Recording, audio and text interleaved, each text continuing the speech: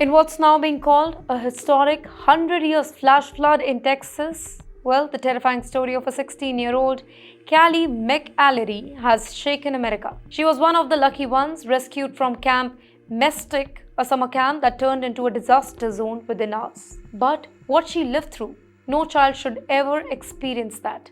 That particular night, Kelly went to her bed just like any other summer camp night. The weather seemed a bit stormy, but nothing alarming. A little thunder, some lightning, nothing unusual for Texas. But by the early hours of the morning, everything changed. She remembers a huge bolt of lightning striking near her cabin.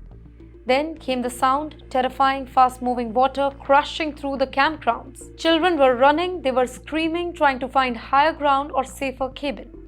Her own cabin somehow escaped the water, but others completely flooded. Some girls couldn't return to their beds. They slept on trunks, on floors, everywhere that they could. Then the reality hit her. This wasn't a normal storm, it was something far more dangerous. And in that moment, 16-year-old Kelly did something that left even seasoned parents speechless. She quietly clipped her name tag to her clothes. Not for ID, not for fun, but just in case her body was found later. In case she couldn't survive. Kelly said it simply, "If I got swept away, at least they'd know my name."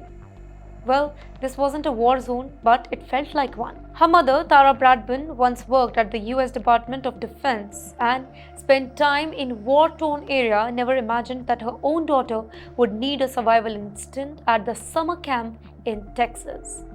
When Tara finally saw her daughter alive getting off a rescue helicopter, she noticed that her name tag still on her, and it broke her heart. Kelly had been attending Camp Mystic since the second grade. It wasn't just a camp, it was a part of her identity, her childhood.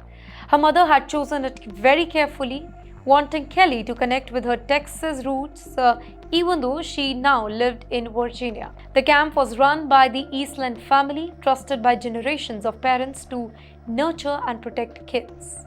And that night, those people became heroes. Young counselors, barely older than the campers themselves, risked their life to calm the girls down, guided them to safety, and save as many as they could. The men on staff jumped into action. The Eastland family led the emergency responders. Without them, the death toll would have been far more worse. But yes, not everybody could be saved. Kelly remembers hugging many of those girls at night before, girls who are now missing. Some are feared dead. Still, the search for them has entered its third day. Helicopters are scanning the valleys, emergency crew are climbing through the flood zones, families are waiting for the news, praying and hoping. The flood hit like a freight train, fast, violent, unforgiving. It tore through campsites, cabins, and people's life. This wasn't just about water rising, it was about the unimaginable becoming real. Children preparing for their own death.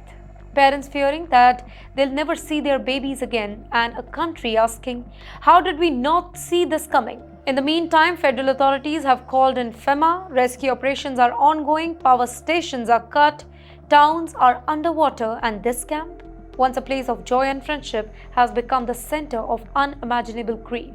And for poor Kelly, survival became a guilt. She said, "I really hope those kids who are missing are found," holding back her tears. The night before, so many of them hugged me before we went to bed, and now they might be gone. It's a story of tragedy and courage, of young girls who showed more bravery than many adults ever will, of parents who sent their children for summer fun and now they're planning funerals, and for a nation that needs to take flash floods, emergency planning, and climate risk far more seriously than this one. Because one name tag should never be the only way a girl is remembered.